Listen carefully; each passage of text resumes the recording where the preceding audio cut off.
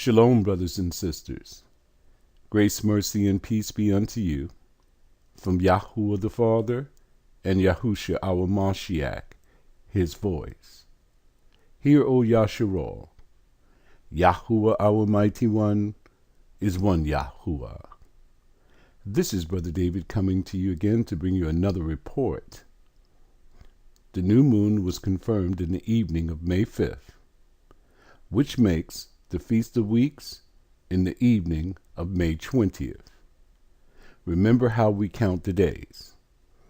You start your count for your day from the evening. The evening and the morning were the first day according to Genesis. So your new moon's day would be on the 6th. Mark your calendar, day 6. Then, when you count 15 days, you're going to come down to May 20th. And in the evening of May 20th is dawning towards the first day of the week, which would be the extra day that you add after 7 Sabbaths is complete. So that day would be the 21st, but you start in the evening of May 20th. Now, why is the renewed moon confirmed and not sighted? We had thunderstorms here. It's very cloudy. I had to wait to last night or Monday evening so that I could see if I could spot the new moon to find out what the trajectory was. You know by how high it is in the sky whether it's an extra day already. So it was pretty high. I knew it was an extra day.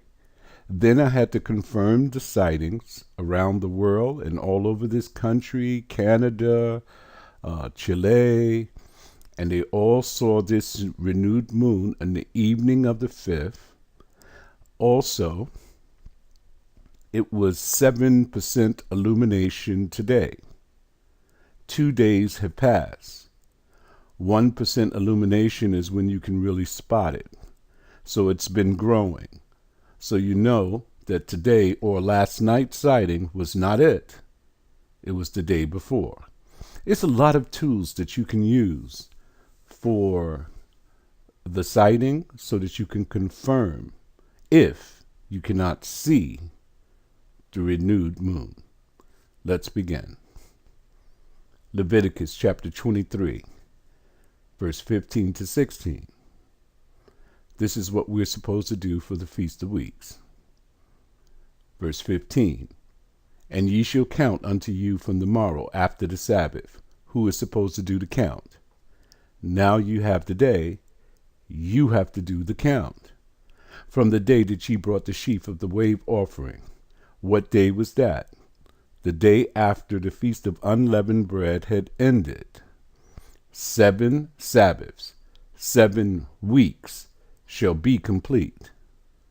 Verse 16. Indeed, even unto the morrow, after the 7th Sabbath, shall ye number 50 days. That's why we know if you count from the 6th and you count your 2 weeks, you're going to come to the 20th. Then the day after, you would number 50 days, which would be the 21st. That's why the 21st is the feast day, but it starts in the evening. Ecclesiasticus, Sirach, chapter 43, verse 7 to 10. Let's see how we find the feast according to the book. From the moon is the sign of feast, a light that decreaseth in her perfection. How many of you know this language? Anyone who uses this passage to try to teach the masses on what to look for and does not know the language of the heavens, you're going to lead people into error. When it tells you that the moon is the sign of feast and that the light begins to decrease, that means it's in the middle of the month at a full moon. You can only decrease at the full moon. So is that the beginning of your month or the middle of your month? In order for it to become full, it first has to increase and grow to become full. What happened to that part? Do you dismiss with it growing for 14 days from the new moon to full, and then just start on the full and say that that's the beginning of your month? When people are trying to teach this, yet don't know the lunar phases, they will lead you astray. Verse 8. The month is called after her name. Moon, month, increasing wonderfully in her changing. Note, it's telling you the beginning of the month now, because you have to increase. The moon is dark. The first light is shined upon it, a slither of light, 1/2 of a 7th part or 1/14th part of light. Then she begins to increase wonderfully in her changing, being an instrument of the armies above, shining in the firmament of heaven. Verse 9. The beauty of the heaven, the glory of the stars, and the ornament giving light in the highest places of Yahuwah. Note, all time is rooted in the heavens. That's the way Yahuwah made it, for the whole world to see. Verse 10. At the commandment of the Holy One, they will stand in their order, and never faint in their watches. Note, anything that the Father creates is perfect. When you deal with men, their calendars, and how they have changed the times and the seasons, you always have to make adjustments. Then we have some people who believe that, oh, you can have just a sun calendar or you can have a moon calendar. There's no such thing. In order for this to work, the moon and the sun have to work together. The moon does not have any light. Light is transferred from the sun to the moon in 1/2 of a 7th parts or 1/14th parts of light, and it grows, becomes full. After it's full, it begins to wane. That means decrease, and then the whole cycle starts all over again.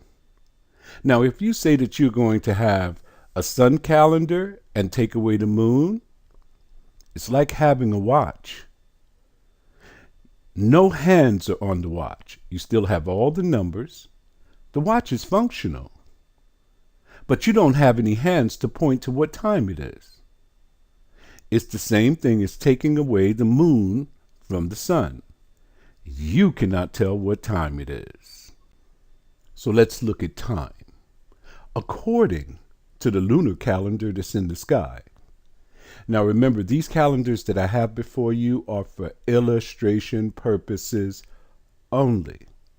I don't recommend that you follow a calendar. I recommend that you look up, because what you have to do is overlay this calendar on top of the Gregorian calendar in order to find your feast days and your Sabbath days. But what we're looking at here is how to come to the Feast of Weeks. Now, look at the 15th day on the first calendar of March. The 15th day represents the 21st that we celebrated for the Feast of Unleavened Bread and Passover. So the Feast of Unleavened Bread lasts for 7 days. You will wind up on the 22nd. The day after the Feast of Unleavened Bread is the 23rd. He said that's when you begin your count. It has to come after the weekly Sabbath. So the 22nd is a weekly Sabbath. All right. So if you count from the 23rd to 29, how many weeks do you have? 1. Then you come to April. You have to spot the renewed moon first. After you spot the renewed moon, then you begin your count, the 6 working days to the Sabbath. We have 4 more weeks in April. So now we have a total of 5 weeks. Remember, 7 Sabbaths must be complete. 7 weeks must be complete. So when you go to May, you have to spot the renewed moon first. Then you begin your count. Now we already have 5 weeks, 5 Sabbaths. We need 2 more weeks, 2 more Sabbaths. So after the new moon is spotted and you count your 6 working days, you have your 2 Sabbaths here, the 8th and then the 15th. Note, the 15th day is the Feast of Unleavened Bread. The 15th day is the Feast of Tabernacles. The 15th day in the evening is your Feast of Weeks. Do you see it? Because after the 15th, you come to the day after, which would be the 16th, which would be the first day of the week, and that is your Feast of Weeks. That is how you come about it. Now, I just showed you this way because we are using this representation as though we're not living in the Matrix. But in the Matrix, you have to take the lunar calendar that you see in the sky and overlay it with the Gregorian calendar. So just to cut the chase, let's go to the month of May. In the month of March, according to the renewed moon calendar that's in the sky, we had an extra week. Then, when we came to the month of April, we had 4 weeks. So far, 5 Sabbaths have been complete. Now we're in the month of May. The renewed moon was confirmed for the 6th, Monday. If you count 15 days, starting from the 6th, you would come to the 20th. You would be in the middle of the month. On the 20th, that would be your 7 Sabbaths have been complete. 7 weeks have been complete. So then you are to number 1 extra day, which would bring you to the what? 21st. That would be the day for your Feast of Weeks, Shavuot, or Pentecost. When does it start? It starts in the evening of the 20th. So mark your calendars so that you can know the day. Now let's take a look at 2 opposing views. The Jews and us. Through this process, I need to speak as slow as possible because this is very complicated. Something happened this year that caught my attention. March is the first month of the year, but the Jews changed it. They said that April would become the first month of the year, and they've added what they call the 13th month, and then they lied and said because the barley didn't come in ripe. Yet, they put out their date for Passover at the beginning of the year. They said it would start on the evening of April 19th. Now, if you do that from the beginning of the year, you didn't wait for the barley to come in. You didn't even see anything. You already anticipated that this date was going to be the date for your Passover and Feast of Unleavened Bread. So the question is, why did they do this? Okay, let's look at the month of March. I'm going to explain to you why.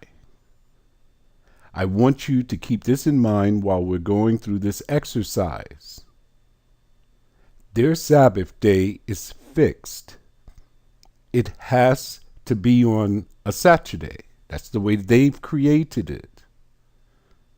When you're dealing with the Feast of Unleavened Bread, at the end of the feast, the day after that Sabbath, you have to begin your count towards the Feast of Weeks. 7 Sabbaths, 7 weeks must be complete.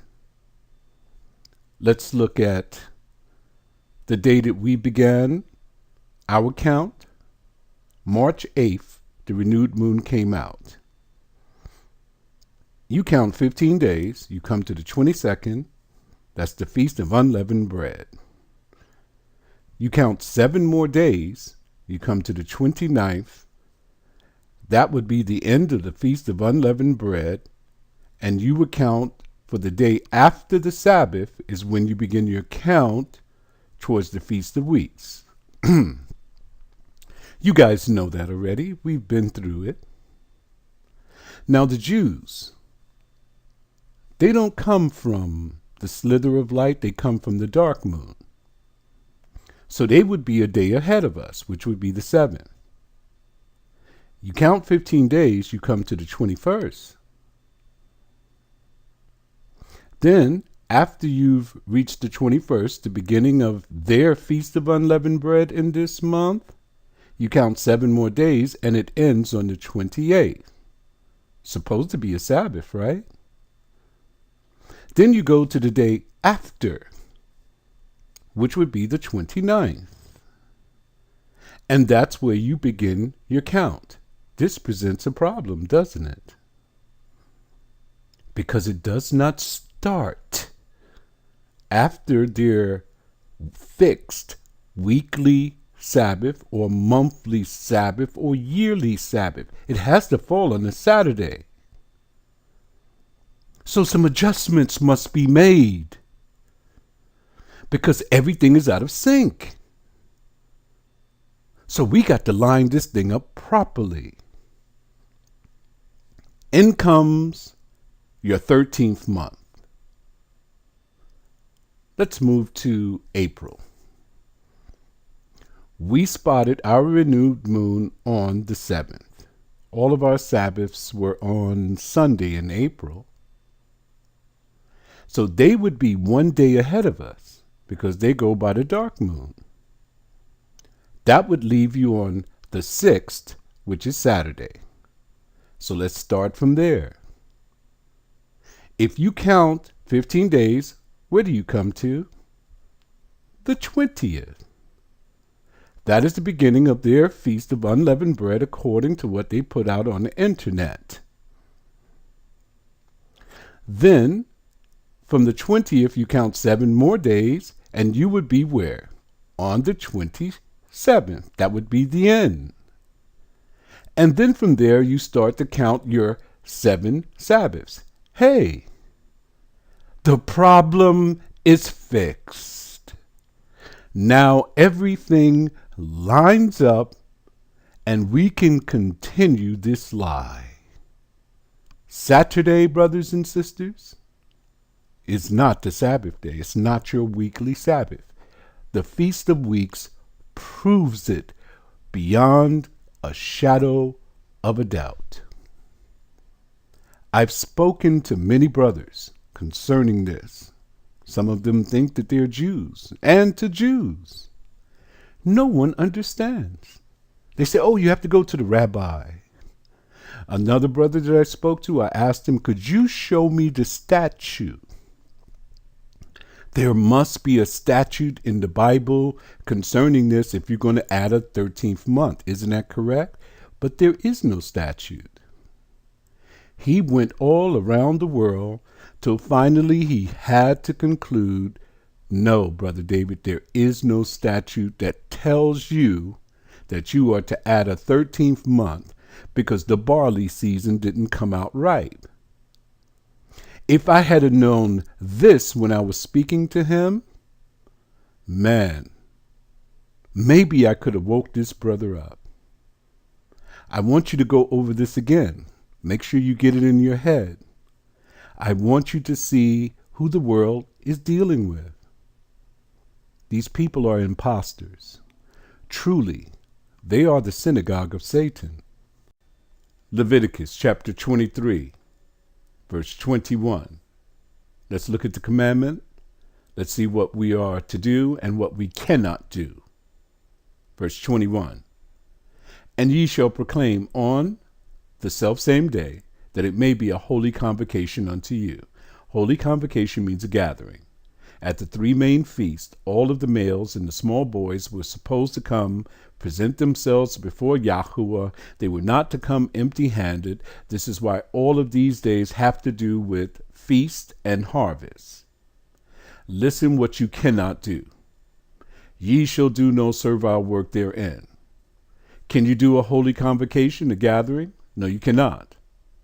Because there's no temple. There's no place where Yahuwah has put his name.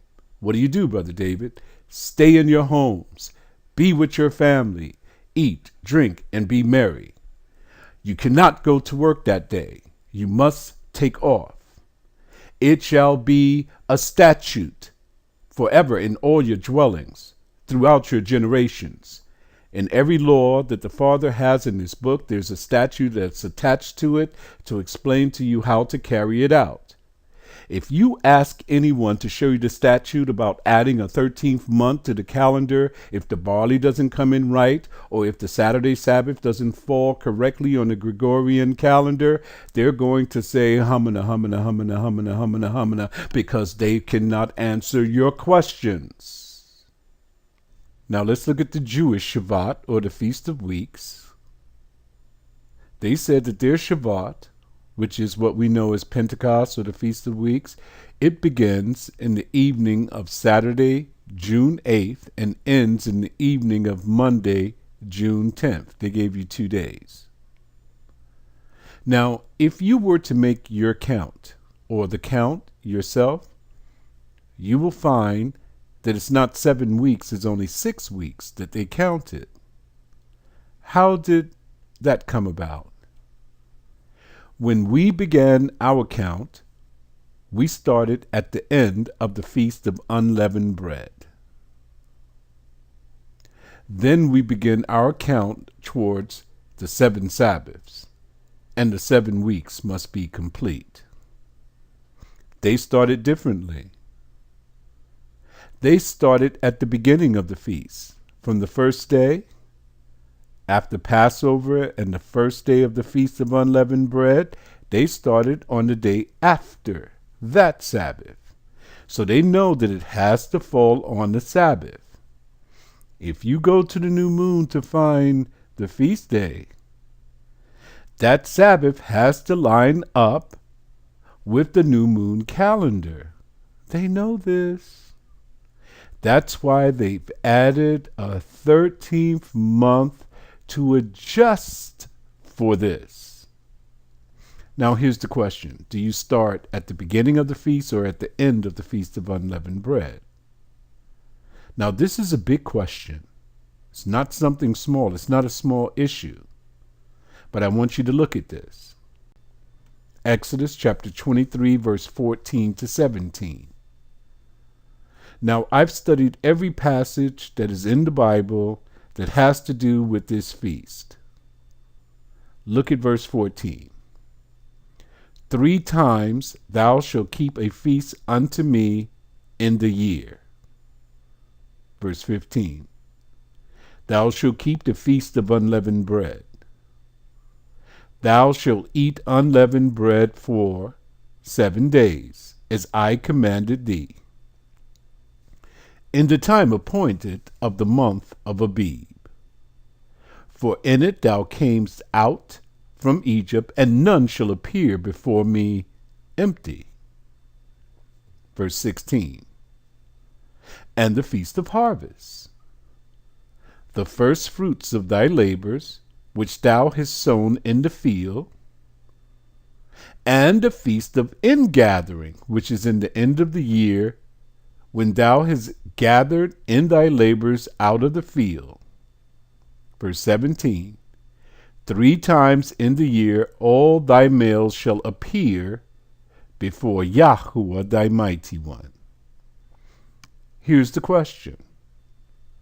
Do you join the Feast of First Fruits or the Feast of Harvest in with the Feast of Unleavened Bread?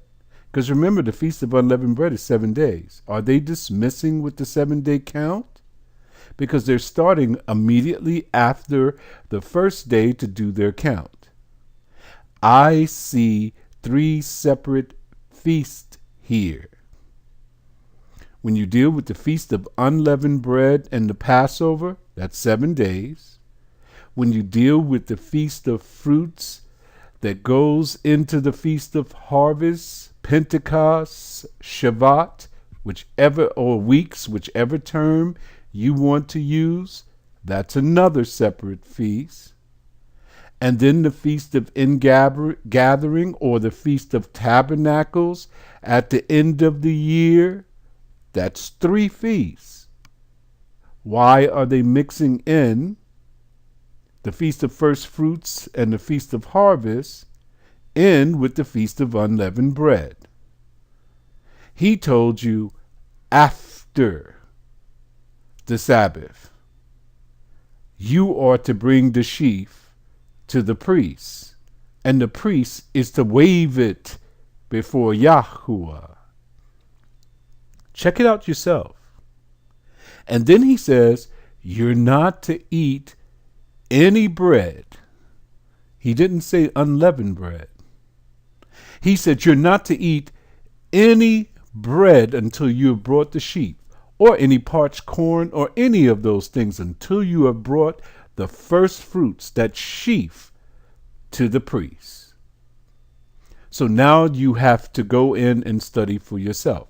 If anyone can find any information that tells me that's in Torah that's going to point me towards starting the count, the 50-day count, the 7 Sabbath count, from the beginning of the Feast of Unleavened Bread, please show me. I hope this information has been beneficial to you. Any questions? You know where I'm at. I am ready for them. Shalom, brothers and sisters. Enjoy your feast day.